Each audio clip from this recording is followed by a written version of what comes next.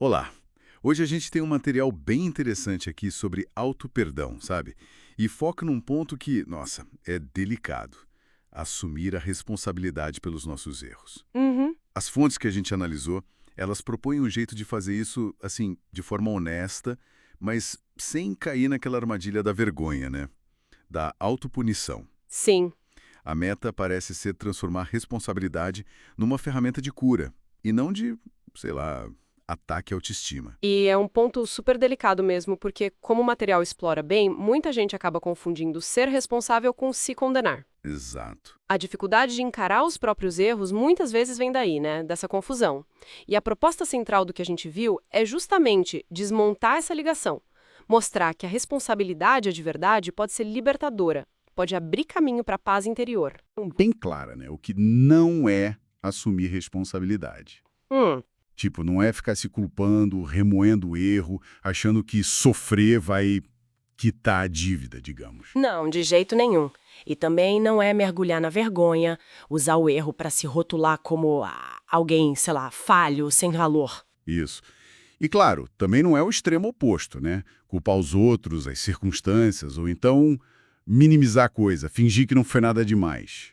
Precisamente. E o que eu achei mais potente mesmo foi a definição positiva que emerge das fontes. A responsabilidade genuína é vista como um ato de coragem, de maturidade. Hum, A capacidade de dizer, sim, eu fiz isso. Encarar o próprio comportamento sem distorcer. E a partir daí, o foco muda radicalmente. Sai da punição e vai para reparação e para o aprendizado. sim. As perguntas viram o que eu posso aprender com isso e como é que eu posso, se for possível, reparar o dano que eu causei. Tem até aquela analogia forte no material. A do navio. Eu achei ótima essa. É muito boa, né? Diz que a autopunição é como ficar se chicoteando ali no converse enquanto o navio está afundando. Uma energia totalmente desperdiçada, né? Totalmente. Já a responsabilidade seria pegar o leme, avaliar o estrago, traçar uma nova rota e, se der, consertar o navio para continuar a viagem.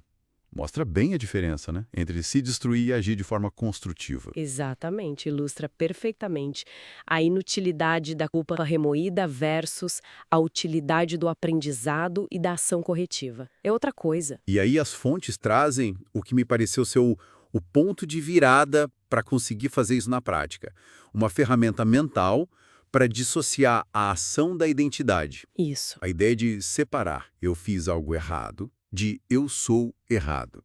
Parece simples falando assim, mas na prática, como é que a gente evita que a mente vá direto para essa fusão?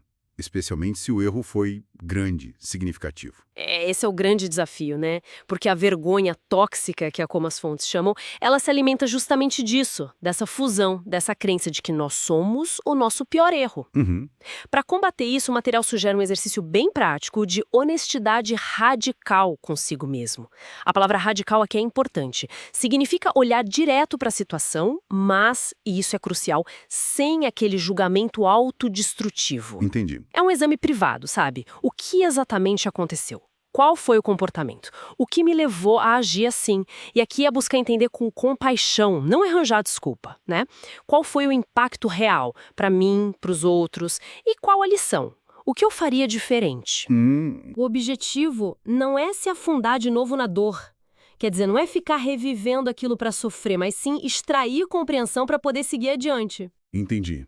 Então essa honestidade não é para se punir mais, é para entender a dinâmica toda, o comportamento, a motivação, o impacto de forma clara, objetiva, quase como observador externo para poder aprender de verdade. Isso é um processo de clareza que visa o crescimento, não o autoflagelo. Totalmente diferente. E essa análise mais objetiva, essa separação entre o que a gente fez e quem a gente é, parece que culmina numa prática final que as fontes recomendam, uma espécie de declaração de responsabilidade e valor. Sim, é como um passo para formalizar essa nova postura internamente. Não precisa ser uma confissão pública, nada disso, mas é uma afirmação de verdade para si. Ah, tá. A pessoa reconhece o comportamento específico, assume 100% da responsabilidade por ele, pelo impacto que causou, mas E esse é o ponto-chave destacado ali. Ela, ao mesmo tempo, afirma que se recusa a permitir que essa ação defina o seu valor inerente como ser humano. Nossa, isso é forte. É forte. E aí se compromete com o aprendizado, com a reparação futura, dentro do que for possível, do que for saudável. É quase um ato de reivindicar a própria integridade, dizendo, olha, eu errei, eu assumo, eu aprendo com isso, mas eu sou maior do que este erro. Faz todo sentido. É um jeito de fechar o ciclo, né? Reconhecer o erro sem se destruir por causa dele. Então tá, resumindo um pouco o que essas fontes trouxeram pra gente. Parece que existe sim um caminho para lidar com os nossos erros que é construtivo, não destrutivo. Uhum. Ficar se punindo. Perfeito. E ao fazer essa separação crucial entre o erro e a identidade, né, e ao direcionar a energia para o aprendizado, para a reparação, como o material descreve tão bem, a gente abre a porta não só para o auto-perdão genuíno, mas também para reconstruir ou fortalecer a autoestima. É um processo muito valioso para quem se sente meio preso nesse ciclo de culpa ou de vergonha tóxica. Com certeza. Sabe, tudo isso acaba nos deixando com uma reflexão importante, né? Depois de assumir a responsabilidade dessa forma madura, reconhecendo o erro sem se aniquilar, como exatamente a gente deve se tratar dali pra frente? Se a autocrítica feroz, a vergonha, não são o caminho, qual é a atitude interna que a gente precisa cultivar em relação a nós mesmos nesse espaço de vulnerabilidade e de aprendizado contínuo? Fica aí a questão.